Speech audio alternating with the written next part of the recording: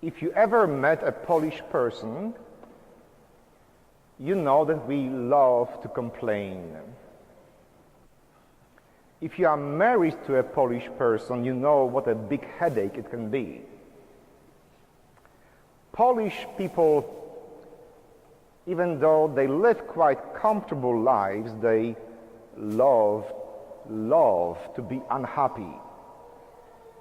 Even when everything goes well, there is something wrong. Now, there is some historical justification in this approach to life. God, for some reason, perhaps because of God's sense of humor, put Poland right between Germany in the west and Russia in the east. And being right there in the center of every historical event in Europe, we were conquered about 745 times, either by the Germans going east, or by the Russians going west, or by the Austrians going north, or by the Swedes going south. So there was no decade in Polish history when a foreign army would not be marching through our country. So if you are married to a Polish person, forgive them. It is in our DNA. Complaining about life is a part of being Polish. No matter how happy you think your spouse's life is, if she or he is Polish, let them complain once in a while. That's like a safety release for us Poles. We just need to do that. It helps us to be ourselves. But then, when I was reading the words of St. Paul, it came to me that perhaps there is a divine reason in all these misfortunes that have come upon Poland in the last 10.5 centuries of Polish statehood. Paul says, in order to keep me humble and not too elated, a thorn in the flesh was given to me. In a way, Paul is saying, listen guys, I am almost perfect. 99.9%, I am a great guy. But to keep me humble, God gave me a thorn in the flesh so that you can live with me, because who can live with perfection, right? If you have a perfect wife, I'm very sorry for you. Nobody can live with perfection. So Paul says, to keep me humble, God gave me that cross to bear, that thorn in my flesh. And Bible scholars have been wondering for the last 19 centuries, what could it be? What is Paul talking about? That 0.1% of his personality that makes him not perfect. That is a thorn in his flesh. So many theories have been presented. Some people say perhaps it was his losing sight process, that he was going blind. And he suffered because of that. He had to dictate his letters at the later age. He could not write them himself anymore. Perhaps he's speaking about it. Other Bible scholars say maybe it is the other apostles who always make fun of him because he wasn't one of the 12. No, he's like the fifth wheel that nobody wants. He calls himself apostle of Jesus Christ, but really he never met Jesus. So the other 11 guys would constantly make sure he remembers that. You know, you may be apostle, but really we are the apostles. You are second-class apostles. In the recent 40 or 50 years or so, some Bible scholars have brought up a hypothesis that perhaps Paul is speaking of his sexual orientation that makes it challenging for him to live as a faithful follower of Christ. As a matter of fact, with all honesty, no matter how many PhD dissertations have been written about this subject, we simply don't know. We can be guessing. Some guesses are better than the others, but they are all just guesses. We know that Paul is suffering some kind of physical imperfection that keeps him humble.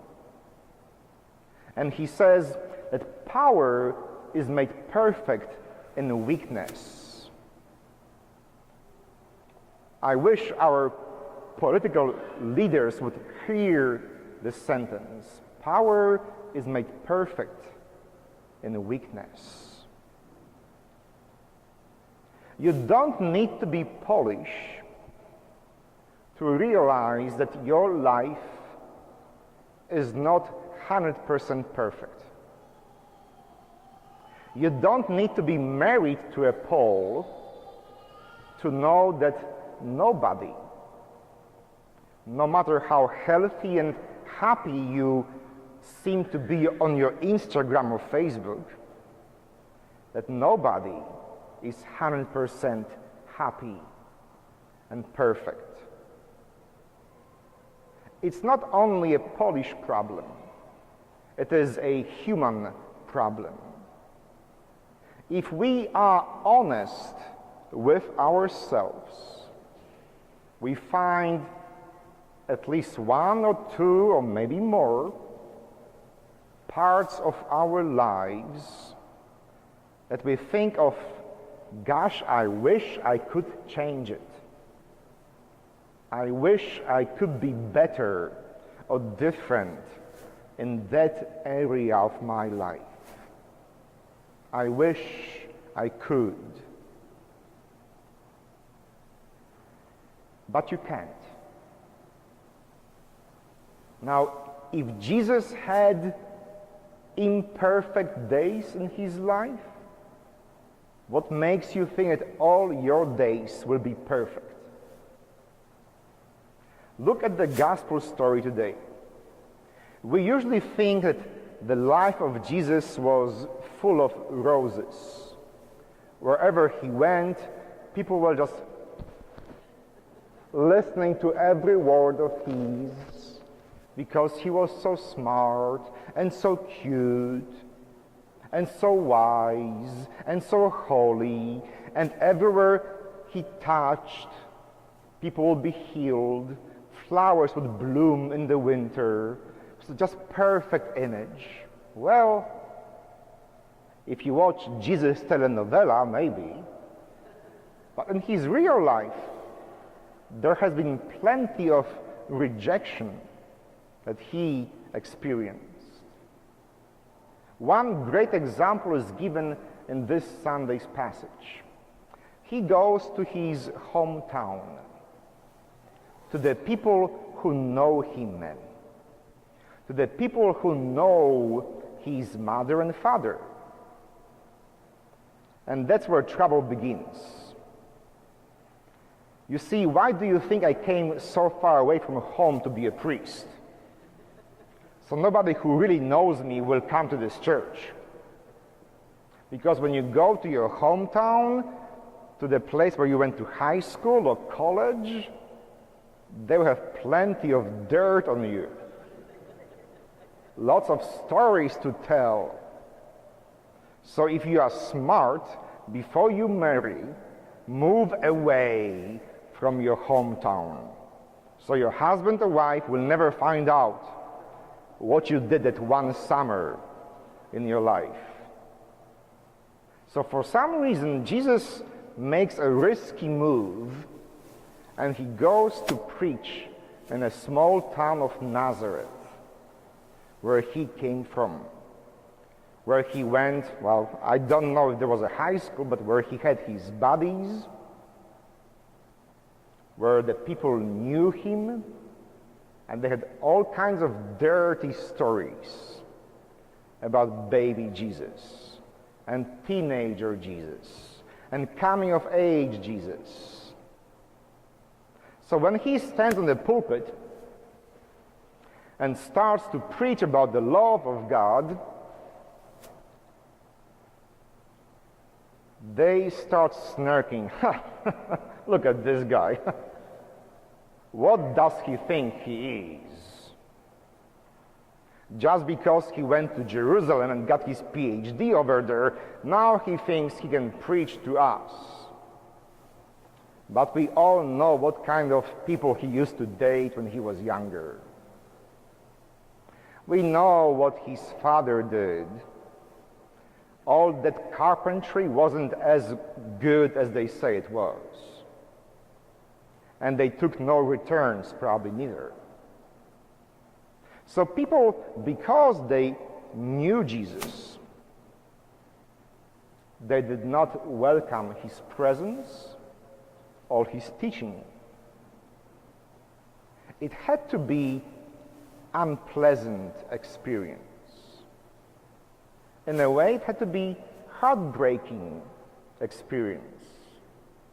Because when you grow up, when you get to be 30 or 40, you think of your childhood, you think of your hometown in very idealistic images, don't you? We think, now these are the good old days when I was young, pretty, no wrinkles, no dark circles. This was good life.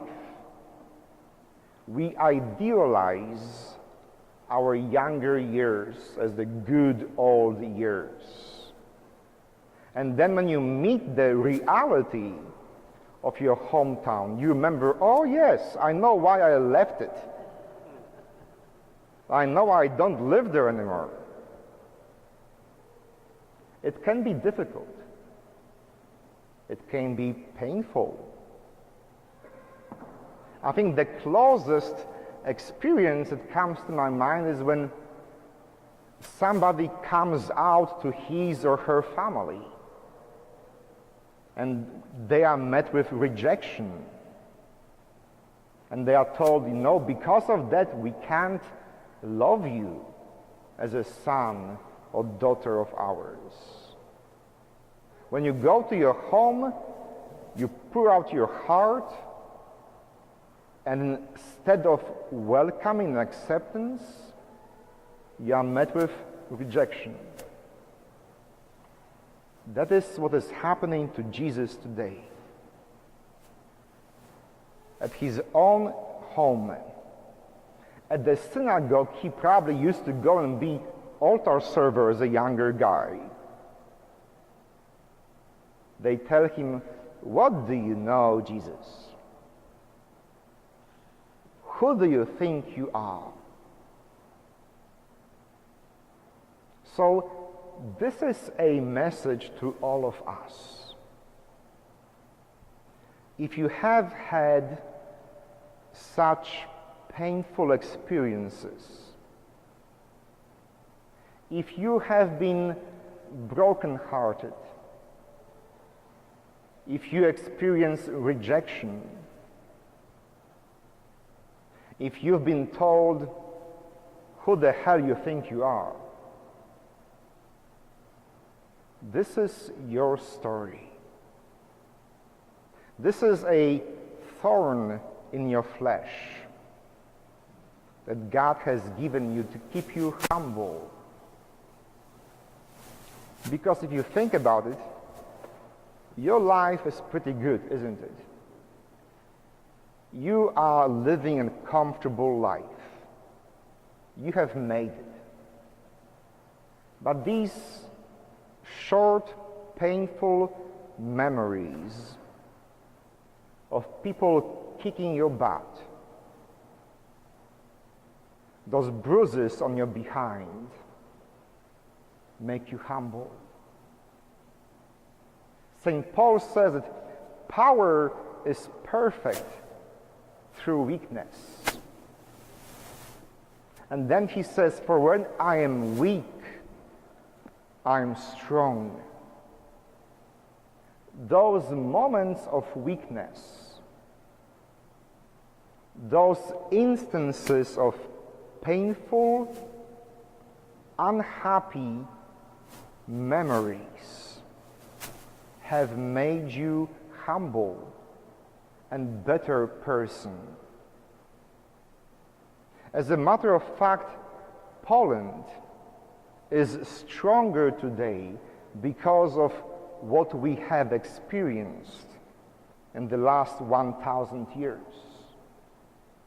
We are better and more humble nation than we would have been if we were in the shoes of Germans or Russians.